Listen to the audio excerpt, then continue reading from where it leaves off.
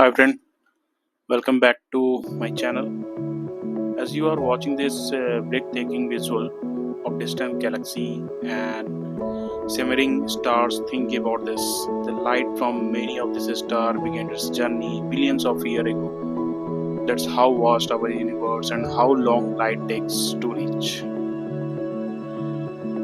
जी हाँ दोस्तों, जब आप इस स्क्रीन पर इन गैलेक्सियों को देख रहे हैं, उनमें से कुछ रोशनी आज नहीं, बल्कि लाखों करोड़ों साल पहले छूटी थी। लाइट को हम तक पहुंचने में इतना वक्त लगता है, पर सोचिए अगर हम खुद लाइट की स्पीड से ट्रैवल करें तो क्या होगा? क्या टाइम रुक जाएगा? क्या हम अमर हो जाएंगे या कुछ और ही होगा? इस ब्लॉग में हम एक्सप्लोर करेंगे साइंस का सबसे बड़ा सवाल, क्या हम कभी स्पीड ऑफ लाइट को छू सकते हैं, और अगर हाँ तो उसके कॉन्सिक्वेंसेस क्या होंगे? फिजिक्स, रिलेटिविटी और थोड़ा सा स्पिरिचुअल ज्ञान एंगल भी देखेंगे, जहां आइंस्टाइन की सोच और गीता की फिलॉसफी एक लाइन में मिलती है। So before wasting time, let's move on. तो आज का जो हमारा टॉपिक था, it's related to Einstein's versus the universe, can we break the cosmic speed और नॉट। तो पहला एक क्वेश्चन आता है, this is what happen if we try to travel at speed of light? क्या होगा अगर हम लोग चाहेंगे कि ट्रैवल करें स्पीड ऑफ लाइट से? क्या इट्स पॉसिबल है या नहीं? या दैट्स टू बी है? सोचो अगर हम एक दिन लाइट की स्पीड से ट्रैवल करें, क्या हम यूनिवर्स के कोने कोने तक इंस्टेंटली पहुंच सकते हैं? Let's record. तो if we ever try to travel at the speed of light, we will face the impossible barriers. तो आइंस्टाइन की special theory, as we get closer and closer to the speed of light, our mass increases. In the sense, mass will be got infinite, eventually become infinite. But इसके formula भी हम जानेंगे कि ऐसा कैसे होता है, क्या थ्योरी थी इसके regarding. Infinite mass means the object mass becomes so large that it can not be measured and it tends towards infinity. अगर आपकी मास इन्फिनिटी हो रही है तो मे बी दैट ट्रैवलिंग के वजह से, travelling that is one, lots of energy will be required for that one two catch. In physics, infinite doesn't mean a real huge number. It means something that goes beyond the physics limit. मतलब जो बाहर जा रहा है, जिसको physics के मतलब physics उसको कैप्चर ही नहीं कर सकती है। और एनी हाउ, जो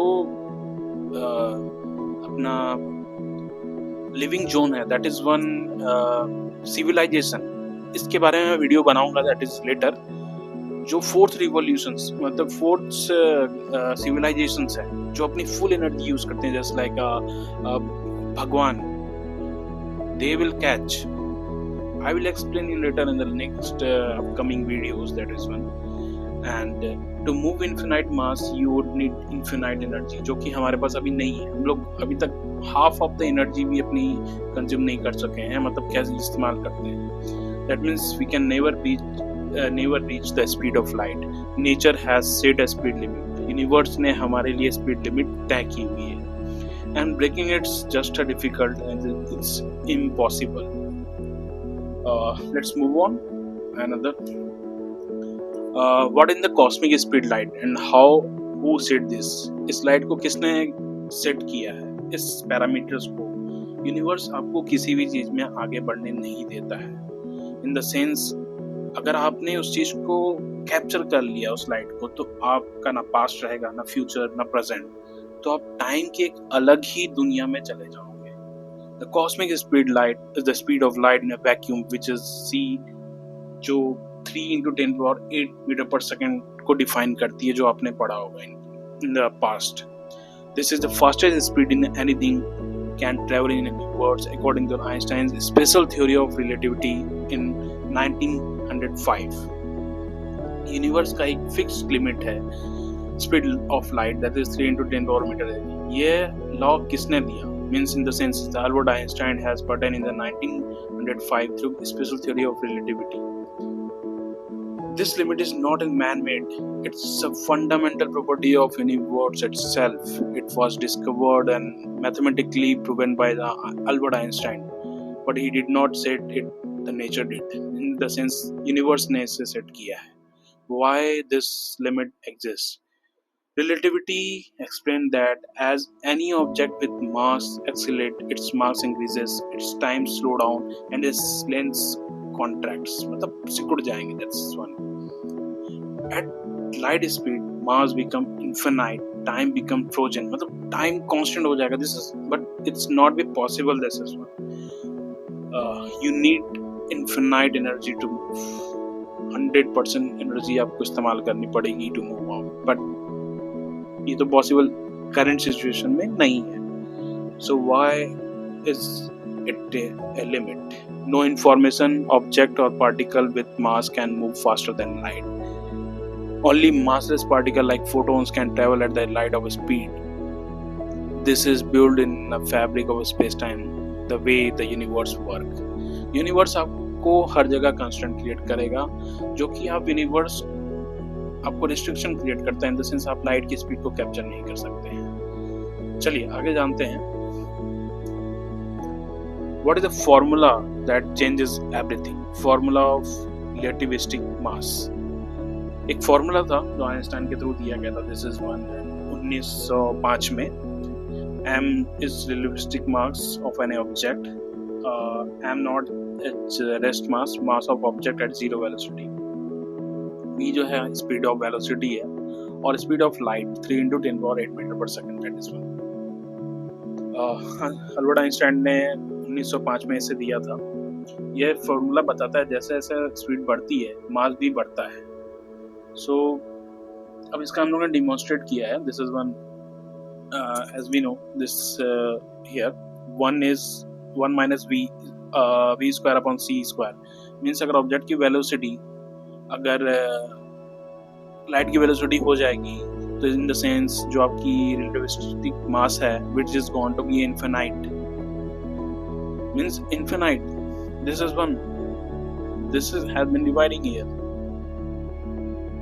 Real world as a spaceship of एक example है. This is one here. The spaceship of 1000 kg mass at rate of 99.99% of the speed of light. Mass become millions of kg. To move such heavy object require infinite fuel or energy, जो कि possible ही नहीं है. आप कहाँ से कितना लेके जाओगे? This is infinite, not been possible at the current stage. चलिए कुछ और जानते हैं. Can photons really travel instantly everywhere? जी हाँ, हो सकता है, but नहीं भी हो सकता है. Photons do not travel instantly. मतलब तुरंत नहीं travel करते. They move at the speed of light. That's around 2.9 million meter per second in a vacuum. It incredibly fast, but it's not infinite. अगर photons light की speed से travel करेगा, this is means in the sense आप कहो तो इसकी भी कोई पास्ट फ्यूचर एंड प्रेजेंट तो रहेगा ही. could not be able to this one have to be incorporated in this particular. Light from nearly source like a bulb photon reaches our eye in the teeny fraction of second. मतलब कुछ ही देर में वो अपने आँख में पहुंचे, क्योंकि हमारी डिस्टेंस ज़्यादा नहीं है. But light from the distant galaxy takes million or ever billion of year to reach. मतलब जो लाइट है वो क्योंकि स्पीड ऑफ लाइट से वो रीच नहीं करती है. इवन दो लाइट भी लाइट की स्पीड से ट्रेवल करना इम्पॉसिबल है. This is one. एक ये भी थ्योरी थी. This is one. I will tell you later that one.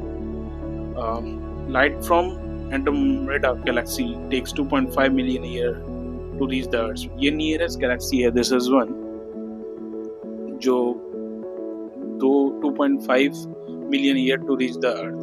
Whatever the time for the photons, according to Einstein's relativity, photons do not experience time. तो photons का ना तो कोई past, future और present नहीं डिफाइन होता है, जो कि इस बेसिस पे वो ट्रेवल कर सकता है. For a photon's point of view, it leaves a star and reach Earth instantly because its internal clock does not tick. Means वो तुरंत ही ट्रैवल कर जाता है. This is one from any star to our earth. This is one. but for us it takes time because we are in a different frame of reference. Means हम लोग के लिए तो टाइम मैटर करेगा because अगर हम लोग time period से पहुंच जाते हैं तो हमारा ना पास्ट रहेगा ना फ्यूचर रहेगा और प्रेजेंट रहेगा और हम अमर हो जाएंगे. बट यूनिवर्स इस चीज को आपको करने नहीं देता है. If we move at the speed of light will be become immortal. According to relativity, अगर आप ज्यादा देर से भागोगे तो स्लोअर टाइम रन्स करेगा. मीन्स टाइम जो है वो कम हो जाएगा और आपकी स्पीड बढ़ जाएगी. Technically yes है, but only from the travel perspective. According to Einstein special theory, time dilations जो ये फॉर्मूला डिफाइन करता है, this is one. Velocity is अगर आपकी अप्रोच कर रही है स्पीड ऑफ फ्लाइट से, it tends to be a zero. This is one. Means ये भी infinitely हो जाएगा. This is also not possible. And at exactly the speed of light, time moving object becomes zero. This object time, it's become zero. This as well. If you could travel at the speed of light, which is physically impossible for the mass, time would stop you. You would be want age, मतलब आपकी उम्र नहीं बढ़ेगी और आपको ना समय का पता चलेगा. So in this theory, you would be immortal in the sense आप अमर हो जाओगे, which is continuous. But in जो हमारे God हैं, तो भगवान, all are just working on this phenomena पे वो लोग काम करते हैं. मीन्स वो इस civilization में जी रहे हैं. हाँ, चलिए लास्ट में हम लोग बात करेंगे एक बहुत ही इससे रिलेटेड, जो मैं अपने गीता, भगवत गीता में इसका श्रेय दिया गया है. तो मेरा तो ये मानना है कि everything which is correlated with the science is also related to that our ancient chapters related to Bhagavad Gita. सब चीज उस चीज में डिफाइन किया गया है. So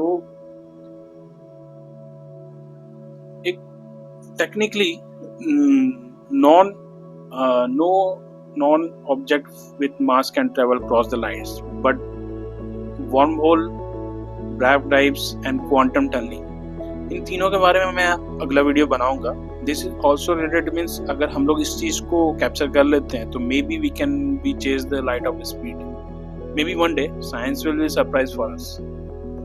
तो भगवत गीता में एक श्लोक है, चैप्टर 2 वर्जन 20, न ज्योते मित्रो वा कदाचिन नाय भूत्वा भविता वा न भू अजो नित्य सस्वाणु पुरण न हन्त्य हन्माने शरीरे. The soul is never born, nor it does it ever die, nor having once exist does it ever cease to be. It is unborn, external, every existing and ancient. It is not destroyed when the body is destroyed. अपने thermodynamics में भी एक law पढ़ा होगा. The energy is neither be created nor be destroyed. It can be transferred from one body to another body. जो float मतलब first law of thermodynamics define करता है. तो साइंस कहता है अगर हम लाइट की स्पीड पे चलें तो हम टाइम रुक जाता है, आप अमर बन जाएंगे. अगर और गीता भी वही कहती है, आत्मा ना कभी जन्म लेती है ना कभी मरती है. न जायते म्रियते व कदाचिन, न जायते म्रियते व कदाचिन. आत्मा हमेशा है और हमेशा रहेगी. Energy is neither be created nor be destroyed. उस पर टाइम का असर नहीं होता है. जैसे फोटोन के लिए वक्त एग्जिस्ट नहीं करता, वैसे ही आत्मा भी टाइमलेस है. So this is one. In Einstein relativity, at high speed time freeze, a concept where one does not age. In Gita, the Atma soul, the मतलब आपकी आत्मा is beyond the time, internal and unaffected by birth of death.